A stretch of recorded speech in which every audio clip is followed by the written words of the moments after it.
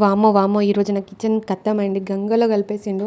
చూడండి అసలు చికెన్ వద్దు వద్దంటే అస్సలు వినకుండా నేను తినా అని చెప్పినా కూడా చికెన్ తెచ్చుకొని మరీ వండుకొని తింటుండు. ఒక్కడే నేను తినా అని చెప్పినా కూడా వండుకొని తింటుండు. నిజంగా ఆ దేవుడికి అసలు ఎట్లా మనసు వచ్చినాయేమో మా ఇద్దరిని కలపడానికి.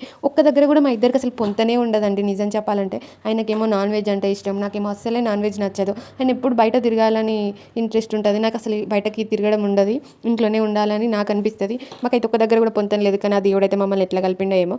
ఎంతైనా మా ఆయననైతే చికెన్ మస్తు అంత లేదులేండి, అది ఒకప్పుడు. ఇప్పుడు నేనే మంచిగా వండుతాను మా ఆయన కంటే. ఒకప్పుడు అయితే చికెన్ అంటే మ్యారేజ్ అయిన కొత్తలో ఆయన వండితేనే బాగుంది, మంచిగా అనిపించేది. కానీ ఇప్పుడు అంతంత మాత్రమే ఆయన వండితే మాత్రం. కానీ నేను వండితేనే బాగుందని నాతోనే వండిపిస్తుండు. కానీ ఈరోజు అయితే నేను వండలేదు, ఆయననే వండేసిండు. నేను వద్దన్నా కూడా తెచ్చుకున్నాడు కాబట్టి వండేసిండు. చపాతీ పిండి కూడా ఆయననే కలుపుకున్నాడు. సో మరి అంత వదిలేస్తే బాగుండదు అని చెప్పేసి చపాతీ అయితే నేను వచ్చి చేస్తున్నా. ఇక్కడ పిల్లలకైతే పెట్టేసినాము, వాళ్ళు తింటారు మంచిగా. మేమైతే ఇక్కడ చపాతీ అండ్ మాట్లాడుకుంటా చపాతీ చేస్తుండు.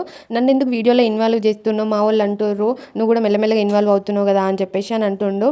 నేను అంటున్నా ఇక్కడ నా వీడియోస్ యూజ్ ఏదో 10 మంది 10 లైక్స్ వస్తున్నాయి అంతే, నిన్నళ్ళు ఎవరు చూస్తారు, ఎవరు అంటారు, నిన్నెవరు అంటారు అని చెప్తున్నా. అంటుండు చూస్తారు కానీ ఎవరు లైక్స్ కొట్టలేదు, అంతే కొడతలేరు అంతే అని చెప్తుండు. మరి ఎందుకండి లైక్స్ కొట్టలేదు? ప్లీజ్ చూసిన వాళ్ళు కొంతమంది అయినా లైక్స్ కొడితే కొంతమందికి రీచ్ వెళ్తుంది. ప్లీజ్ మా అలాంటి చిన్న చిన్న యూట్యూబర్స్ని కూడా కొంచెం సపోర్ట్ చేసి కొంచెం సరే అండి మేమిద్దరం మీద కలిసి వీడియోస్ చేస్తే బాగుందా లేకపోతే సింగిల్గా బాగుందా కమెంట్ చేయండి.